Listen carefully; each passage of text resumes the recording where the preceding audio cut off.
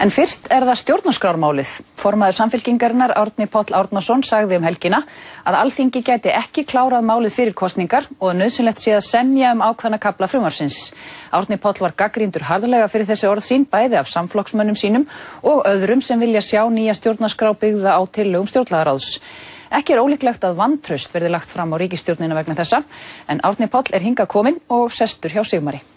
Árni Páll, vertu velkominn í Kastljós. Takk. Þið hafi gert mikið með þetta lýðræðislega ferli sem að hefur farið að staða í kringum þessa stjórnarskrá sem að menn hafa margir vonast til þess að yrði að veruleika. Svo allt í einu núna, þrátt fyrir að það sé sennilega þingmeiri hluti fyrir málinu, þá breytið þið kúrs, hafi ekki viljað ljá máls á því að fara í eitthvað bútasömi eins og það hefur stundum verið kallað, en svo allt í einu gerist það núna. Af hverju? Það nú bara vegna þess að við erum að horfast í augu við aðstæður. Það þannig að málið núna afgreitt frá nefndinni á síðasta föstudag,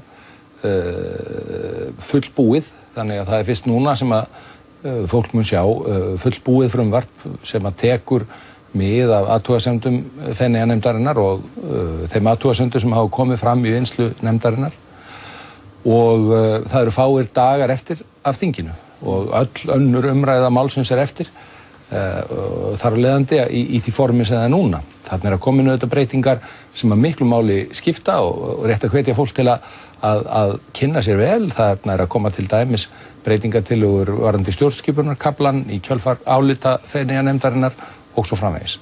Þannig að vandinn bara þessi, það skortir ekki á vilja okkar til að koma málinu í heild fram.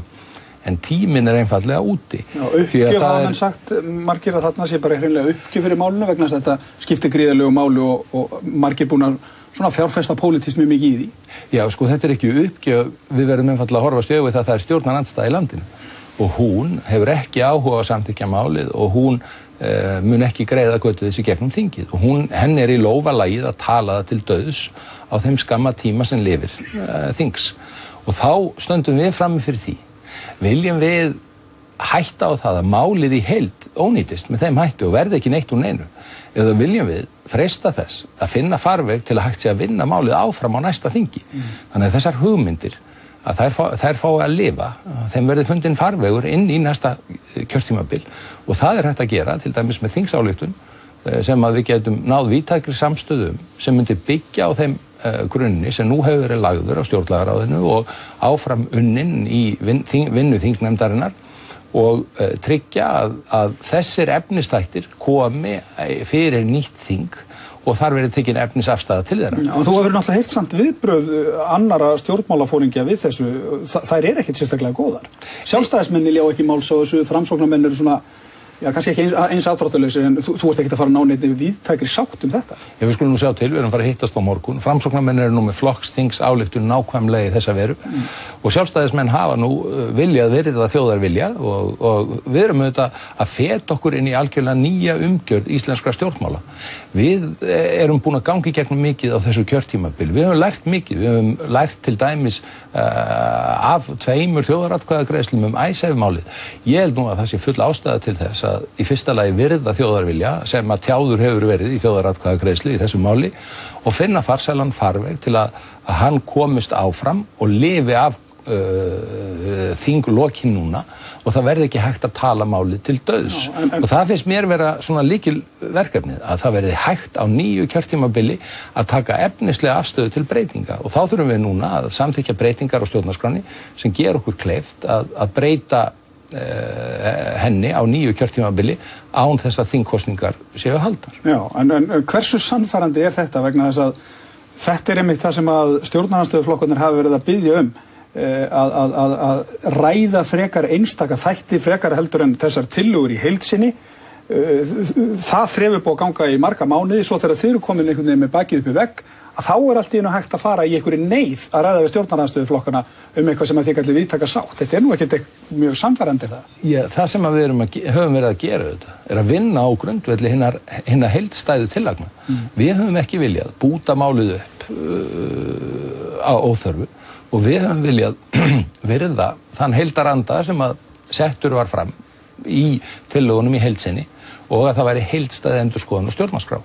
Nú ljóst að hún næst ekki höfn og það hefur enginn geta bent mér á færa leið til þess. Ef einhver getur gert það, vinsamlegast látið mig vita, en það hefur enginn geta útskýrt fyrir mér við þær aðstæður að það naumur meirihluti fyrir málin á þingi og stjórnarandstaðan ætlar ekki að greiða götu þess, þá hefur enginn geta útskýrt fyrir mér hvernig hægt að ná að tryggja það komist til afgreiðslu á þessu þingi. Það algjörlega fyrirsjáanlegt að þetta verður þá bara umræða fram á vor eða eitthvað? Já, ég sé ekki fram á annað að óbreyttu og það auðvitað þannig að málið líka bara rétt að hefjast í annarri umræðu sem við varum nefna áðan. Það ekki búið mikið á annarri umræðu og það auðvitað full ástæða til að ræða það ítarlega, þannig að erfitt að áfellast minnihlutann fyrir að ræða það við þessar aðstæður. Já, en sko að því að það hefur verið nefnt svona nokkur atriði, þú ert að nefna þetta með að það verið sett á inn einhvers konar ákvæði sem heimili breytingar á stjórnarskránni á næsta kjörtímabili, svo hafa menn verið að tala auðlindamálin og lýðræðismálin,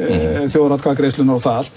Ef við til dæmis tökum auðlindamálin, þá náttúrulega vilja, til dæmis sjálfstæðismenn fara allt aðra leið heldur en stjórnlagaráð í þeim efnum, þannig að þú hefur þá líka voðalega stuttan tíma til þess að semja það á milli flokka sem hafa að gera ólík sjónarmið upp í því máli.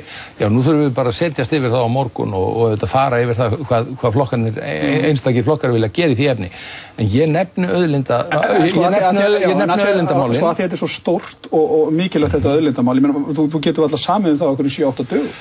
Já, við erum nú búin að ræða það í 13 ár, þannig að það liggur fyrir mikil vinna í því máli og það alveg eins með, þess vegna nefndi ég nú þetta tvennt, þjóðareign á auðlindum og þjóðaratkvæði, vegna þess að þetta lítur að því hvort menn eru almennt tilbúnir að virða þjóðina og færa völd til þjóðarinnar og afhenda fólki vald yfir eigin örlögum.